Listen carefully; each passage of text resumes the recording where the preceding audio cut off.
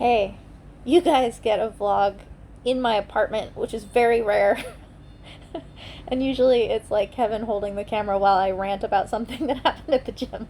So I had actually meant to do this before coming home or like when I got home or whatever, but the thing is that things happen all through the day. Like days are very, very full and very busy, and the way you feel about it directly after it happens versus the way you feel about it 20 minutes later is one of the reasons I do post fight updates like immediately after a fight, is just trying to get the like raw emotions and thoughts and experiences of directly after a fight. I didn't do that today with my training. But what's interesting about it is that this is hours after training, and I still have these very potent feelings about what happened today. So today was really busy. I went to training in the morning, and Pinu really is kicking my ass right now. And I know I do vlogs where I say this a lot. And so it's worth mentioning, not because it's rare, but because it's a very salient part of my day, every day, because he's always like really, really finding, this is his genius. He knows where your limit is, and he starts there. Like he expands you by starting at your limit. So I had a very hard training session this morning in terms of like exhaustion, which is great. My general energy at the moment is a little bit taxed. Just my hormones are in a state that I'm like really tired. But it felt really good to be pushed in that state. From there, we went straight to film a patron session with Tak, who is an incredible femur style fighter, and I've trained with him, but many, many years ago. And so in my head, I had my memory of what it was like to train with him, and was very, very nervous going into it because he's very cocky and like Sanchai like in his like I don't know, throwing you on the ground and punishing you and just basically annoying you and messing with you all the time. So I went into it expecting it to be really a lot like that, but I've improved a lot in the years, and it was actually a lot of fun. But he is very exhausting. And straight from there, we went and did the library coffee, which is what we do now, as a way to kind of talk about our immediate impressions. Again, I'm talking about like making a vlog or an immediate impression directly after something happens, to like capture the authentic but like very immediate feelings after something happens. So long day. Like I went straight from training to more training to the library coffee back to the gym. And when I got to the gym, Pinu was like, get in the ring for sparring with Make, who outweighs me but is shorter. And it was just boxing sparring, but I really have been working on this kind of rocking forward with my punches that I got from the library session that's going to be going up within hours. Like within the next 24 hours, this library session will be up with Napapon, who was he was more successful as a Western style boxer, but he also came from Muay Thai. And I used to train with him up in Chiang Mai. He's awesome. And so some of the things that I learned in that library session, if you're not a patron, go become a patron and watch this. It's really good. I was working on these in my sparring with him, and it's only 3 rounds of sparring. And yesterday, our clinching had gotten really intense, me and Make. And that was kind of Pinu, like, shaking the ant jar, like, making us go harder, and it was super exhausting. And so that kind of happened on its own between me and Make, and Pinu was just very like yay on that, like encouraging it. But I threw this super hard right cross that was like meant to be like I'm rocking forward with it, and I actually didn't mean to hit him as hard as I did. It's one of those things where like you'll clip someone really good in sparring, not by accident, but you didn't intend it to be as intense as it was. It's just like things collide, and he was hitting me very hard as well. And I think that I broke my hand on Make's head in sparring today.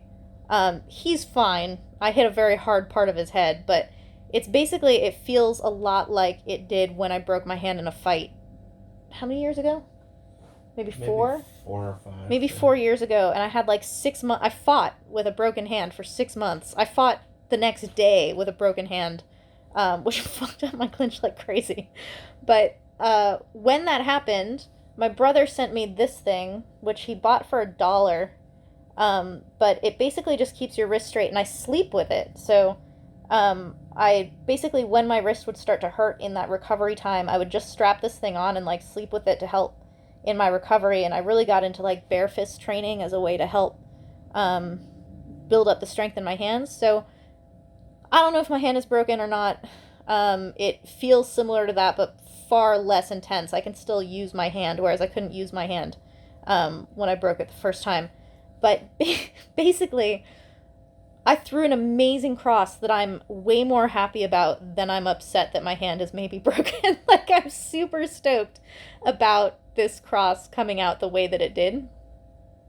But the intensity, both the emotional and physical intensity of that sparring was pretty high. Like, on a scale of like, I'm gonna need to kind of like drink a lot of water and pace around or something after this sparring because of the intensity, was what I was feeling at that moment. And Pinu did not allow this. He literally grabbed my hand as the bell rang of our final round in sparring and was like, slowly 50 kicks. It's like, you don't hem and haw or be like, give me a second or whatever with Pinu. You just don't fucking do it. So I took my gloves off because I was going to be doing a burn drill basically, and I'm not punching things. My hand is maybe broken. So I threw my gloves on the ground and did these 50 kicks on each side. And I had my mouthpiece in from sparring, and I was like pretty sure, I was like gagging on my mouthpiece, which I don't do. I'm used to wearing a mouthpiece, but it was really hard. And when I was done with my 50 kicks, no fucking break, no gloves, so I'm not throwing any punches, I'm just throwing elbows instead of punches. Pinu put me directly into my rounds, 3 rounds, with no break in between, just staying as close as I can and like kicking and countering and pushing him and all of these things that he's like trying to get me to have the intensity I had in sparring in my pad work at very, very close range. I've been on the verge of throwing up in pad work before. Not many times, like I could probably count and remember each time that it's actually been. I have never been this sure that I was actually gonna throw up in the ring. Thank God it's a fasting day, so there's nothing in my stomach but coffee and not enough water. I started getting really bad cramps in my feet and my legs because I did not supplement with potassium and salt enough today because we were running around all day.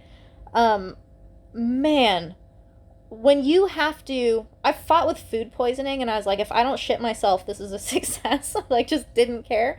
I was fighting Tananchinook, who's a world champion a few weight classes above me, and I was like, you know what? Win or lose, I don't care. Just don't puke or shit yourself in the ring and you're good. In my sincere sureness that I might throw up in the ring, I was like, you know what?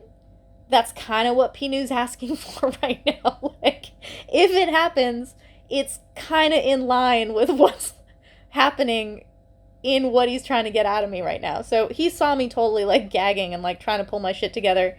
And he was like screaming at me when I would kind of do one of these like, and then like the kick comes out and he's like faster or whatever. So, I had a very intense day and really, really good afternoon training. Like, that's just afternoon training. That's just a day. Like, tomorrow I go back to training. I think I said this many, many years ago, back when I was up in Chiang Mai at Lana. It was maybe like my first year when I still was seeing Andy Thompson. Like, he would drive us to runs in the morning. Unfortunately, Andy died. But he was a huge, like, mentor to me, a huge figure in my heart and love of Muay Thai when I first came to Thailand. And I remember him saying to me when he was driving me to run one day about how the important thing is not how hard you work on any given day. It's important that you come back the next day. You might not have the same intensity every single day. I might have more intensity tomorrow, or Pinu might be like, fuck you, and I'm just gonna go so fucking hard regardless of how much I earned today with going hard. It does not matter, like, how badass I am, how, like, yeah, I broke my hand and I kept going, or like, yeah, I was gonna throw up and I kept going, or like, yeah, it was so hard, whatever. Today's done. I don't get credit for that anymore. It's gone.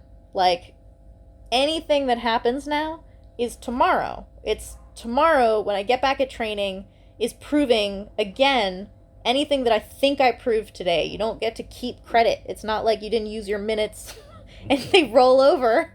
It's every fucking day.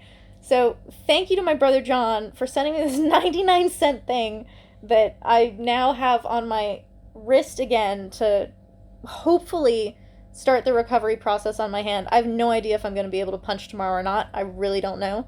The thing I learned from breaking my hand the first time, we were in Hua Hin. I broke my hand on a wonky punch in like the shittiest gloves I've ever worn in my life, and I couldn't close my hand, and I couldn't turn my wrist, like I could not open a door kind of thing. So the drive from Hua Hin to Chiang Mai is like 12 hours. We drove directly from that fight up to Chiang Mai, and I fought, I think, the next day.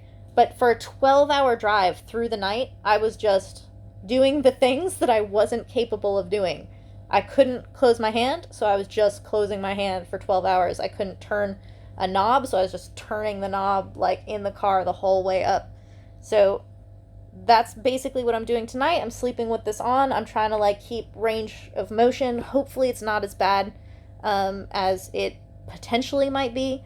But basically just immediately make it as close to normal as you can. Like, if you're about to throw up, go ahead and do it, but act as normal as you possibly can in the process. So that's my long vlog about my training today. And now that I've talked about it, it's done.